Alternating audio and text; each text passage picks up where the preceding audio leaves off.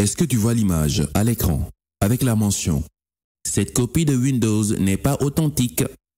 Tu connais, n'est-ce pas? Je parie que tu es déjà allé fouiner sur Internet pour voir comment craquer le truc et supprimer cette étiquette suspecte de ton ordi. Sache que tu n'es pas le seul à être amateur du gratuit. Oh oui, figure-toi, j'ai trouvé cette alerte dans des ordinateurs d'administration ici au pays. Ouais, des administrations haut placées qui brassent des milliards par an. Et tu te demandes comment une entreprise avec des milliards de chiffres d'affaires par an peut travailler sur un système d'exploitation piraté. Ils n'ont même pas 160 €, environ 120 000 francs, pour acheter un logiciel pro une bonne fois. Très bonne question. Dans ce post, je vais t'expliquer concrètement les dangers du gratuit et comment ça nous pourrit la vie, silencieusement. Et à la fin, je te partage un tips pour sortir de ce cercle vicieux. Tu vas voir, c'est un truc peut-être que tu n'as jamais entendu. Générique.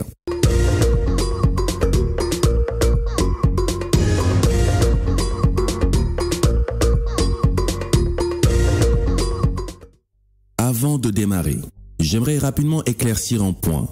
Récemment, il y a plus de 2000 abonnés qui ont rejoint ma chaîne YouTube, By Demba. Assez rapidement en plus, en l'espace d'à peu près un mois. Et j'ai remarqué, juste après, 90% de mes abonnés ne visualisaient pas mes vidéos. Alors que juste avant, c'était pratiquement l'inverse. Donc de deux choses l'une. Soit YouTube shadow down mes vidéos, parce que peut-être les sujets développés suscitent une sorte de prise de conscience massive sur les grosses marmailles orchestrées contre l'esprit humain. Soit la plupart de mes abonnés se sont trompés de chaîne. Ouais, ça peut arriver. Certains croyaient peut-être s'abonner à la chaîne de Michel Govou. Et plus tard, ils se sont rendus compte qu'ici, on parle plus de connaissance de soi, d'estime de soi, sans bullshit. Et donc ils sont là, comme ça, un peu perdus. Et ils ne comprennent pas vraiment ce qui se passe. Alors, permission, rectification. Pour ceux qui se sont trompés de chaîne, pour votre bien-être, je vous prie de vous désabonner. Cette chaîne n'est pas faite pour vous, en tout cas pas pour le moment. Donc, partez s'il vous plaît. Merci. Et pour ceux qui s'intéressent vraiment au sujet développé sur cette chaîne, By Demba, vous pouvez soutenir la chaîne en vous abonnant, en activant la cloche de notification si ce n'est pas encore fait, en likant et en partageant massivement à votre entourage et surtout à me laisser vos réflexions en commentaire. Ces indicateurs sont hyper importants. Déjà pour moi, ça m'encourage à vous partager encore plus de contenu inspirant. Et en même temps, ça permet aux algorithmes YouTube de booster la vidéo, même s'il n'a pas envie. Merci à toi, cher abonné, pour ta présence et ta force. Passons au sujet du jour. Les dangers du gratuit. Oh, le gratuit, c'est doudé. Obtenir quelque chose sans rien dépenser en retour, sans aucune contrepartie. Tout le monde veut ça. C'est tellement doux qu'une fois dedans, on est prêt à tout pour y rester. Mais à quel prix? Voici les dangers du gratuit, que tu ignores peut-être encore. Ça nous fait développer une mentalité de voleur. Voler quelqu'un, c'est quoi en fait? Voler quelqu'un par définition, c'est s'approprier le bien d'autrui par la ruse ou par la force. Imagine un policier qui est censé attraper les voleurs, assis dans son bureau, en train de saisir une déposition dans son ordi Windows. Et sur le coin en bas de l'écran de l'ordi, on peut lire « Cette copie de Windows n'est pas authentique ». Un policier qui est censé attraper les voleurs avec un système d'exploitation volé. N'est-ce pas là un délit? Imagine le grand marabout d'une confrérie ou le grand pasteur d'une église faisant une conférence sur les vertus de ne pas voler. Mais la conférence a été saisie avec un Word Excel craqué, donc volé. Le DVD de la conférence est monté sous Final Cut, craqué, donc volé. N'est-ce pas là un péché? C'est malheureusement souvent ce qu'on observe dans nos pays. Je ne dis pas que monsieur l'agent, ou l'imam, ou le pasteur ont fait exprès de chourer ces applications. Je ne pense pas. Je crois plutôt qu'ils ne sont même pas conscients de ce qu'ils font. Comme nous tous. On est des habitués chroniques du gratuit. On est tellement shootés au gratuit dans nos pays qu'on ne sait plus faire autrement. Moi qui te parle, je passais des heures sur Internet à chercher des logiciels gratuits de montage, des films gratuits, des livres gratuits, même de l'argent gratuit. Imagine le niveau de folie. Mais quand j'ai compris que j'étais en train de devenir un voleur professionnel qui s'ignore, j'ai quitté le navire en courant. Voilà ce qui se passe quand on veut du gratuit, coûte que coûte. on finit par obtenir du gratuit, mais en volant quelqu'un d'autre. Ça nous fait développer une mentalité d'assister. Je précise ici que je ne vois aucun souci à solliciter de l'aide parfois, pris dans le besoin. C'est humain. Mais quand manger devient un boulot à temps plein, on doit quand même se poser des questions. Le truc avec vouloir qu'on te donne des choses, de l'argent, qu'on t'accorde des faveurs, gratuitement, c'est qu'à la longue, on s'habitue à la facilité. Ben oui, si tu peux te positionner devant la mosquée, aux heures de prière, et gagner pratiquement 30 à 40 000 francs CFA par jour, environ le salaire moyen d'un fonctionnaire, juste en tendant la main, alors, à quoi bon travailler? On s'adonne à la facilité, on s'habitue à ce que l'autre nous sorte du trou, on se conforte à être assisté et à rester un assisté à vie. Ce type de comportement paraît innocent comme ça, mais on remarque le même phénomène jusqu'au sommet de certains de nos États africains. Regarde comment on se laisse aller dans la facilité en demandant tout le temps de l'aide à l'Occident pour résoudre nos problèmes internes. Les États s'endettent au quotidien, mais depuis, les problèmes ne finissent pas. Rien ne change. On a même vu ici un ancien président aller mendier du blé en Russie. Récemment, tu te rends compte de la bêtise? Même pas eu le réflexe de regarder chez soi et de se rendre compte que l'on pouvait exploiter nos milles, sorgho, fognon, à la place du blé. Non, non. Parce que mentalité d'assister, habitué au gratuit, habitué à prendre sans rien donner. Tout ce qui est gratuit n'a pas de valeur. Regarde, entre la chemise que tu as achetée à 3 000 francs CFA à la boutique du coin et celle que tu as achetée à 30 000 francs, importée depuis un magasin de luxe à Dubaï, laquelle vas-tu plus prendre soin? Laquelle des chemises vas-tu porter lors de tes rendez-vous galants avec ta chérie ou pour aller rencontrer une autorité de ton pays? On est d'accord que ce ne sera pas celle de 3 000, non.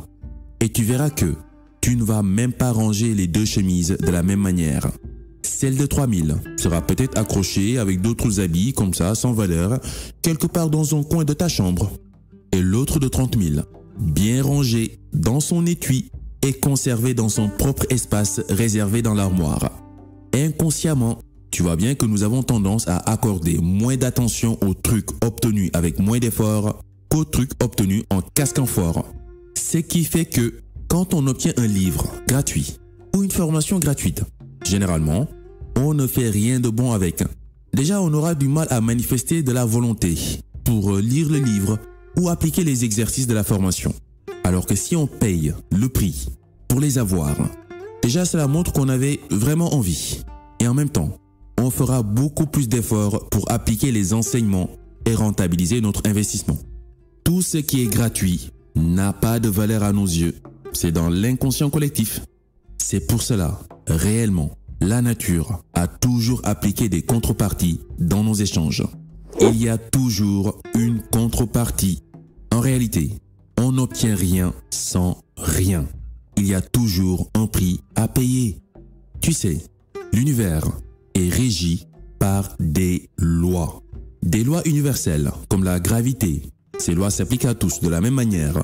Que tu sois noir, chinois, blanc-bec, arabe, tu chutes du 15e étage d'un immeuble, tu vas t'écraser au sol pareil.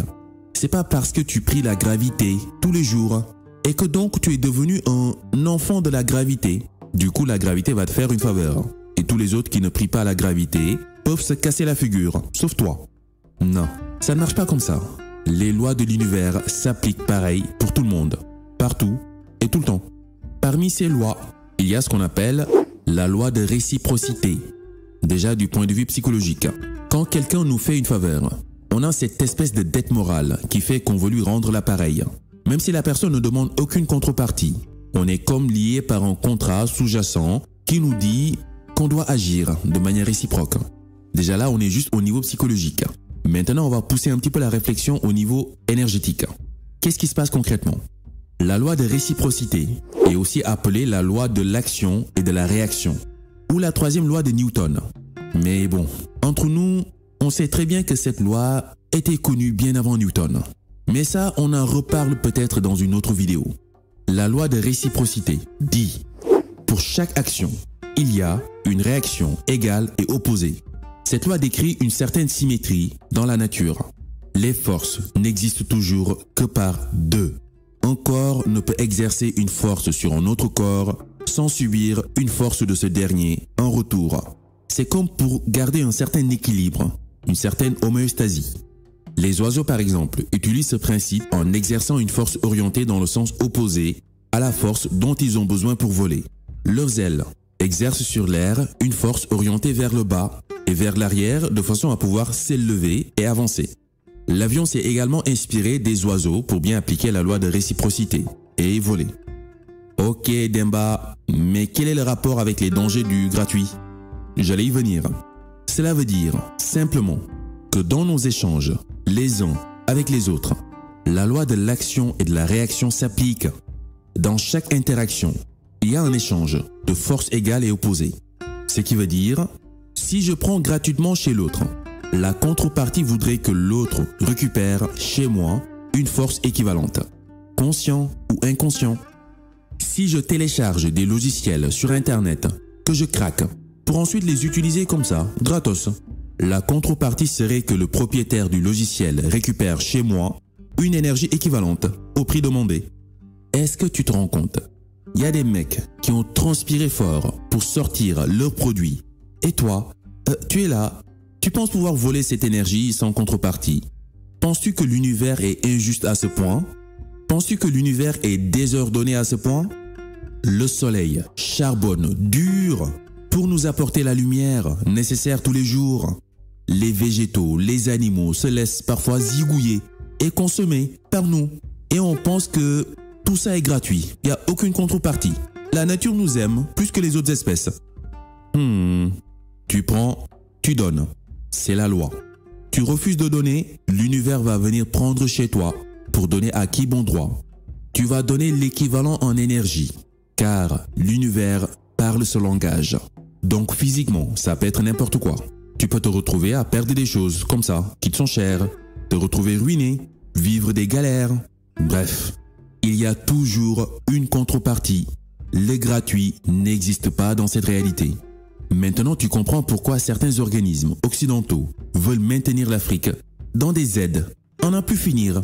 On leur dit de nous laisser tranquilles, développer notre propre monnaie. Ils disent « Non, laissez, on va vous aider. Hein? On peut vous prêter 1000 milliards de dollars. C'est bien, non ?» Ouais, tu nous prends pour des pigeons et comme ça, ils nous tiennent physiquement et énergétiquement. On est condamné à rembourser des générations. Sinon, l'univers prendra chez nous pour leur donner. Et là, on est condamné à rester pauvre éternellement. Tu te rends compte? Tu pourras comprendre aussi pourquoi les communautés qui apportent plus de valeur au monde sont les plus prospères. Tu comprends ainsi pourquoi on a tant de misère en Afrique. Regarde comment la plupart d'entre nous se comportent. Juste regarde. Toujours là, à faire le crevard. Toujours là à demander, à quémander. Donne-moi s'il te plaît, donne-moi. Même Dieu, on ne le laisse pas tranquille. Matin et soir. Dieu, donne-moi voiture. Dieu, donne-moi bon mari. Dieu, donne-moi bon travail. Et toi, tu donnes quoi à Dieu? Qu'est-ce que tu donnes au monde? Tu comprendras maintenant pourquoi je disais plus haut aux personnes qui sont sur cette chaîne, en mode touriste, de se désabonner tout de suite pour leur bien. Car si tu consommes mes vidéos, mon énergie, comme ça, gratos, sans même dire un merci, liker, partager ou même renvoyer de la force en retour, peu importe, la loi de réciprocité me l'enverra d'une manière ou d'une autre de toi. Tu prends, tu donnes, tu prends. C'est la loi. Tu refuses de donner, l'univers va venir prendre chez toi pour donner à qui bon droit. Pour éviter d'en arriver là, autant que tu saches tout de suite, donner un retour, contribue à ton écosystème, participe à donner de toi pour faire grandir les choses autour de toi. Et tu verras que l'univers, selon le principe de réciprocité, te rendra l'appareil. Voilà, c'est un sujet un petit peu délicat, voire même un peu perché. Donc j'ai essayé de l'amener de la manière la plus simple possible. Maintenant, si tu as des remarques, fais-le-moi savoir en commentaire. C'était les chroniques by Demba. Sur ce, à la prochaine.